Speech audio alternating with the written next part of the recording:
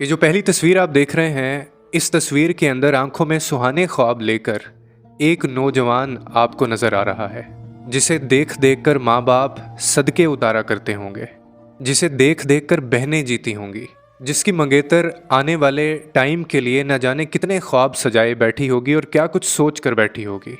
फिर क्या होता है कि अचानक ये शहजादा अपनी माँओं और बहनों के लिए बाजार से अफ्तारी का सामान लेने जाता है और अचानक से मोटरसाइकिल पे जाते हुए इसे महसूस होता है कि जैसे गर्दन के ऊपर किसी ने कोई तेज धार वाला आला फेर दिया हो।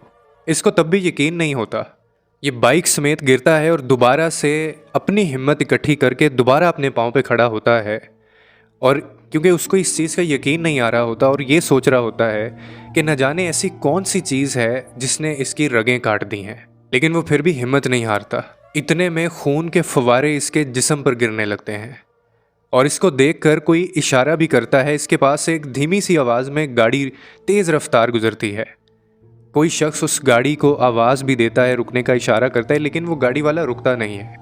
यकीनन वो ये सोच रहा होगा कि मेरा क्या लगता है जो मैं इसकी जान बचाने के लिए वक्त ज़ाया करूं।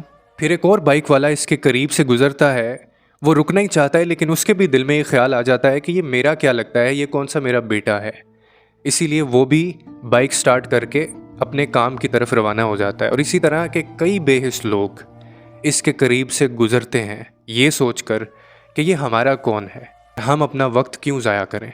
फिर यूँ होता है कि कुछ अल्लाह वाले लोग इसकी तरफ भाग कर आते हैं, लेकिन तब तक बहुत देर हो चुकी होती है, क्योंकि इसके कपड़ों के साथ साथ वो सड़क भी इसके खून के फवारों से भीग चुकी होती है। इतने में फिर भी लोग कोशिश करते हैं। कोई गर्दन के ऊपर रुमाल बांधता है तो कोई कपड़े का बंद बांधने की कोशिश करता है कि शायद खून कहीं से रुक जाए, मगर अफसोस के बहुत देर हो चुकी होती है, क्योंकि ये धाती डोर तब तक अपना काम कर चुकी होती है और ये शहजादा यूं ही तड़पते तड़पते अपनी जान दे देता है।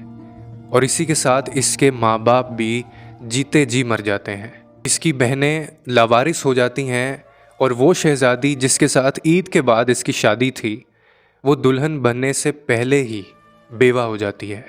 ऐसे में हमें ये तक अंदाज़ा नहीं होता कि किसी जालिम की कुछ वक्त की तफरी ने हंसते खेलते घर को, उसके माँ बाप को और उसकी बहनों को उजाड़ दिया, मगर किसी को इससे कोई फ़र्क नहीं पड़ता। और आपको पता है किसी को फ़र्क क्यों नहीं पड़ेगा?